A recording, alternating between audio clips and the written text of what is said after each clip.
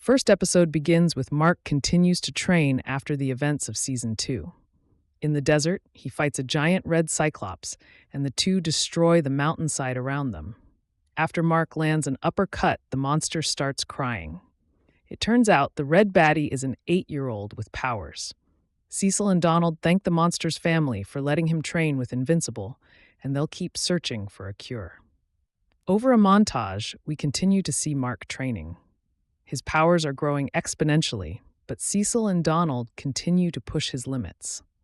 Invincible's workout is interrupted by Rex, who complains that his new hand is still not working right. However, Invincible and Rex get called off to stop a pair of supers trying to steal the Declaration of Independence. Two time-traveling brothers run out of the National Archives, but are interrupted by Mark and Rex's arrival. The heroes talk about Adam Eve, and that Mark needs to ask her out. Neither hero takes the fight very serious, until Rex is knocked down by Multi-Paul. He believes Rex is responsible for the death of Dupli-Kate, Paul's sister, and he begins beating Rex. In their cabin in the snow, the Immortal and Kate see the news. They decide to suit up.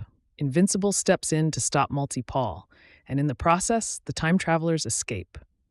Rex owns his culpability in Kate's death, unaware she is alive. When Multi-Paul tells his Invincible there's nothing he can do to save Rex, Mark begins murdering the clone bodies.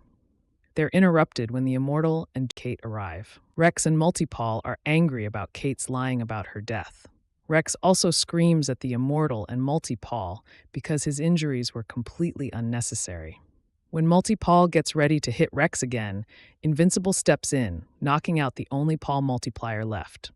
Kate tries to stop him, but Invincible reminds her that not only did Paul assault Rex, but he let the brothers steal the Declaration of Independence.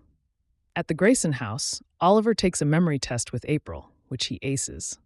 He goes outside to play while April and Debbie discuss Oliver's rapid growth, which should level off when he hits puberty. Mark arrives and steps outside to play catch with his half-brother. Oliver asks when he can join Mark on missions, but Mark tells him they can't start training until Oliver has his powers. After making Mark promise, Oliver shows he can already fly, a surprise to both Mark and Debbie. Rex, Dupli-Kate, and the Immortal return to Guardians HQ base. The group is excited that Kate and Immortal are not only back, but engaged. Rex gets his own surprise when Shrinking Ray shows she's back from her rehab.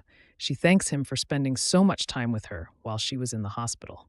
At the GDA, Cecil and Donald run over a few briefs. There are odd level of seismic activity around the globe, but Doc Seismic remains in his cell. Donald then shows Cecil footage of Oliver flying, which alarms Cecil. At the Graysons, Mark and Debbie ask why Oliver would keep it a secret. Mark had Oliver promise to not use his powers, but unbeknownst to them, Oliver listens to the conversation from outside the window. Mark joins William and Rick for bowling.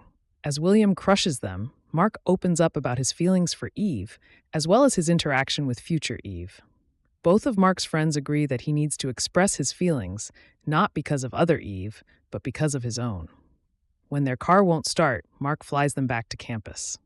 Oliver and Debbie discuss his new powers as she applies makeup to hide his purple skin.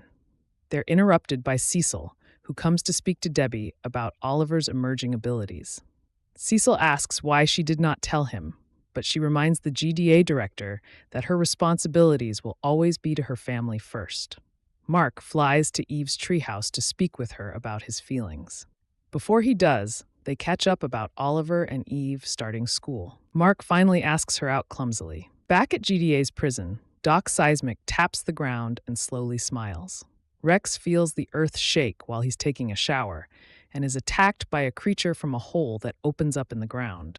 GDA soon realizes that the superheroes from all over the country are disappearing as the seismic activity grows stronger and confirm Doc Seismic has escaped. Cecil tries to convince Debbie to let the GDA train Oliver to harness his powers, but she refuses. They're interrupted when GDA contacts Cecil. Shocked by the news, he lets it slip that everyone except for two heroes have been captured.